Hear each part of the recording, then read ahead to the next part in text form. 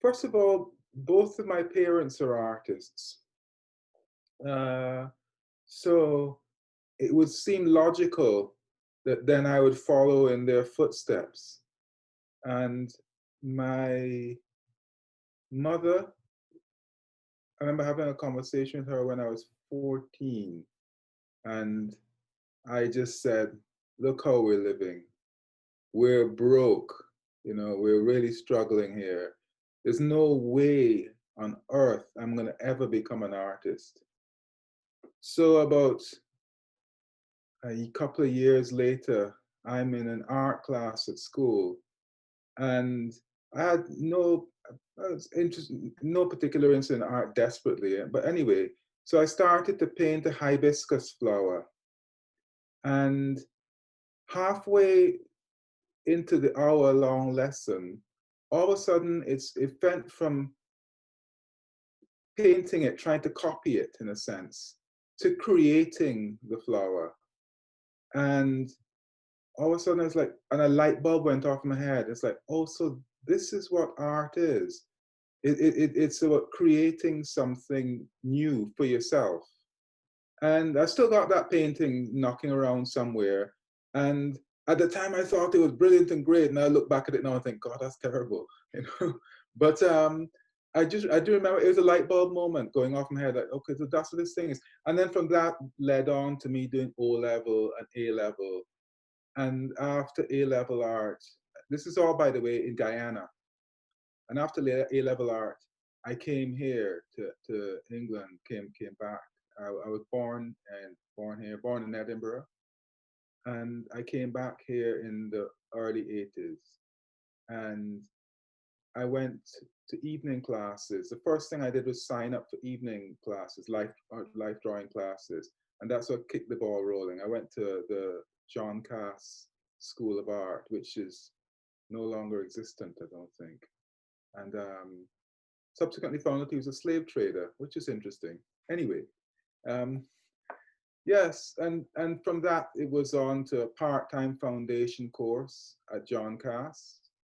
And then I went and did a degree in Falmouth in Cornwall.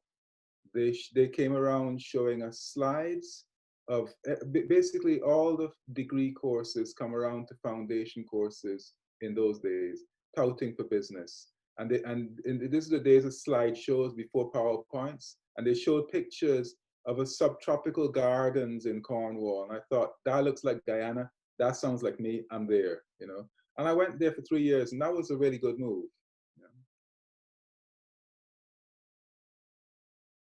It had a big influence on me. I mean, even years later, looking at my father's work and thinking, okay, I'm doing something different, but I'm coming out of him.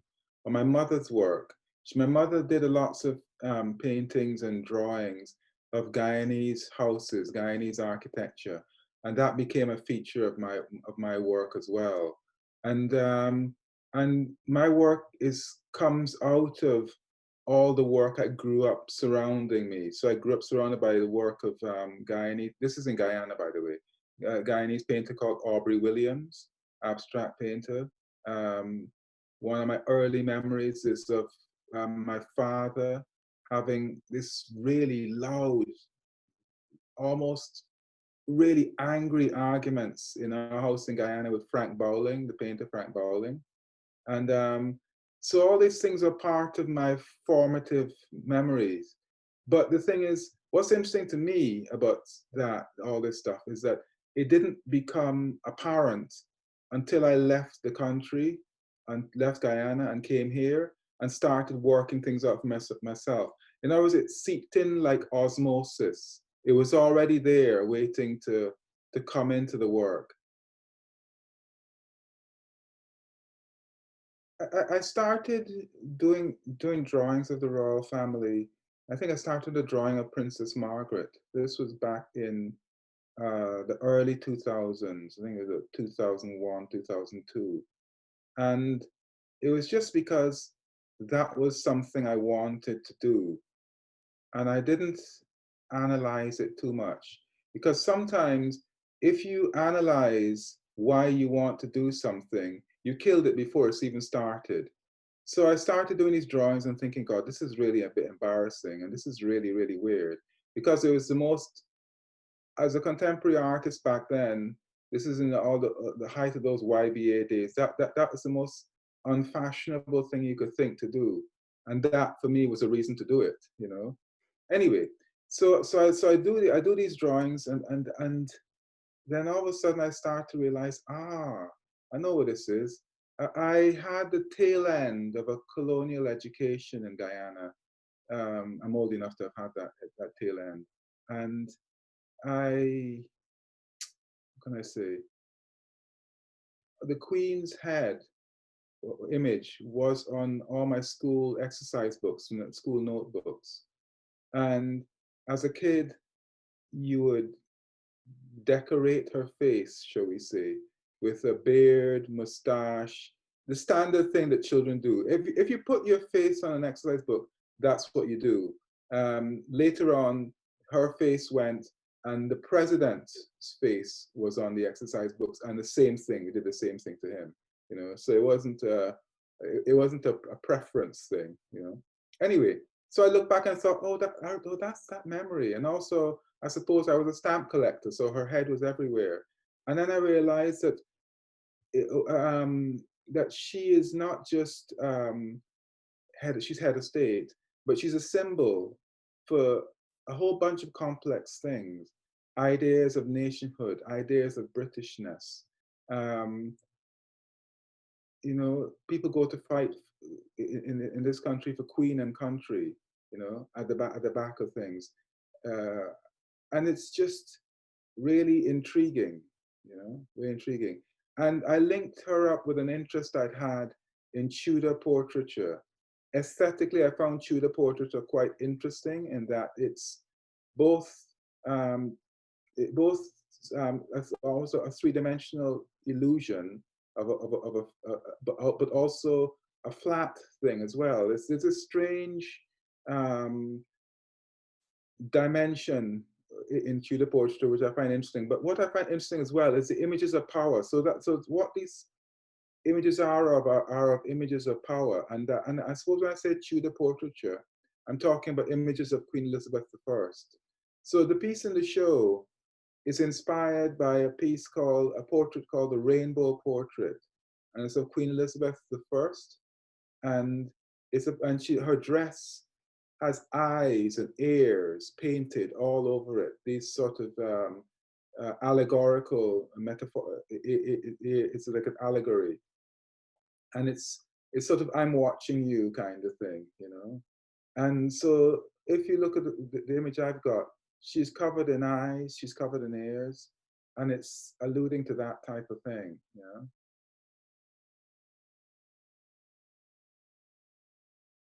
It's affected me quite a bit because of the Black Lives Matter movement, the rise of the Black Lives Matter movement, and statue toppling.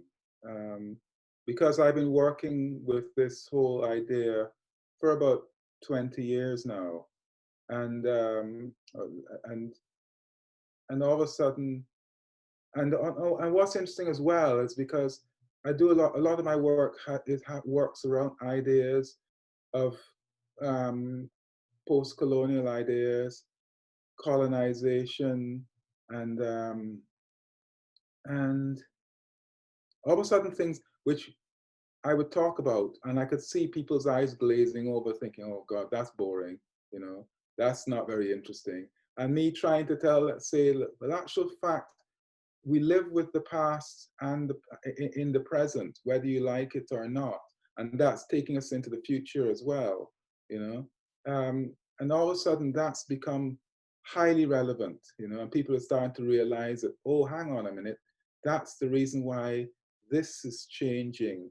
That's the reason why this is the way it is. That's the reason why this people are getting angry, because there's a filter down effect from that.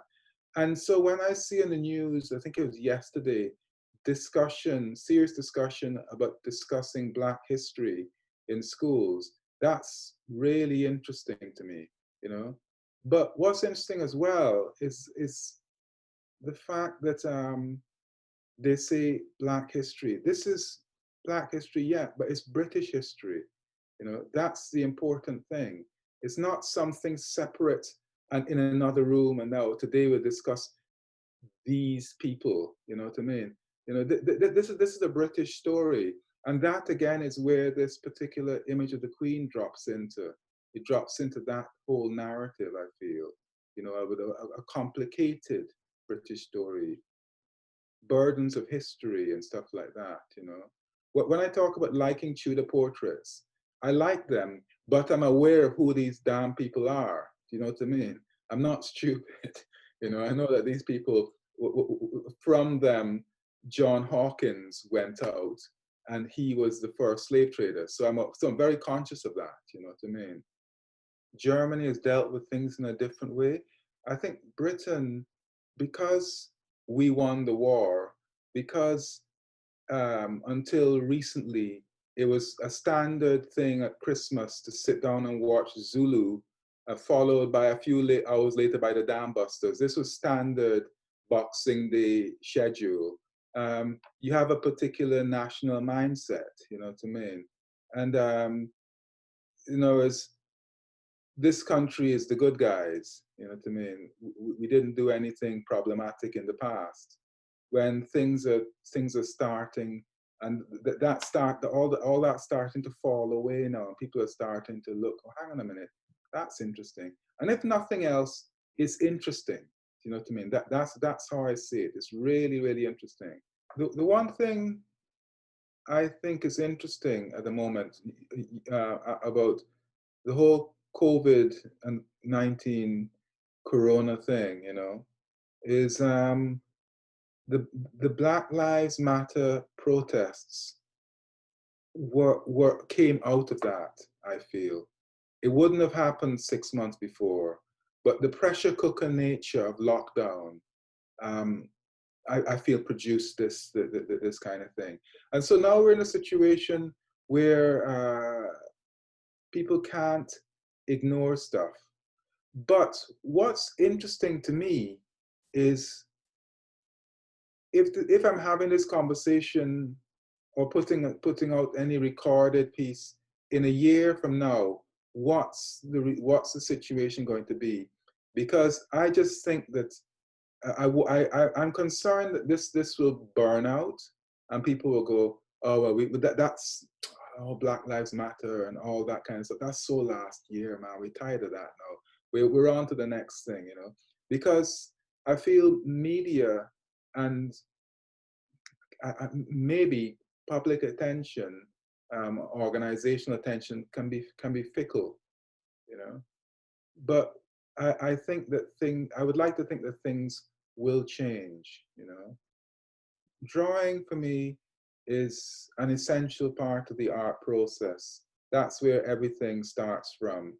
The watercolor, the Sovereign watercolor in the show, that started originally as the whole series, and all that, where it came from was a series of drawings. And from that, then I felt, okay, fine, now I feel comfortable to go and start doing these watercolors. And but drawing is where I work my ideas out, even if it's scrappy little drawings. And I always find artist drawings sometimes more interesting, way more interesting than the finished slick pieces of art, you know.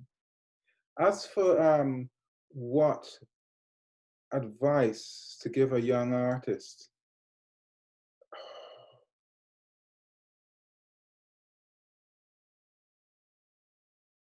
the world that young artists are living in right now is very, very different from the world when I studied in college, you know. Having said that, there are similarities. Everybody is, there are more opportunities, but there's more competition. The thing is, I always say to students and bore students with, is that you really got to enjoy what you're doing. If you're not enjoying it, then what's the point? You know what I mean? That really is crucial, because if you're enjoying what you're doing, that comes across to people. I've heard curators say, oh, I really like this person's work. it looks like they really enjoyed what they were doing. Now, what you enjoy is a whole complex range of things. It can be something very, very technical, very, very precise, or it can be something very loose and slapdash. You make the thing your own, and your enjoyment of what you're about will hopefully come across, you know, because you're presenting your work to an audience of human beings, and it can be obvious when somebody is faking it, shall we say, you know what I mean?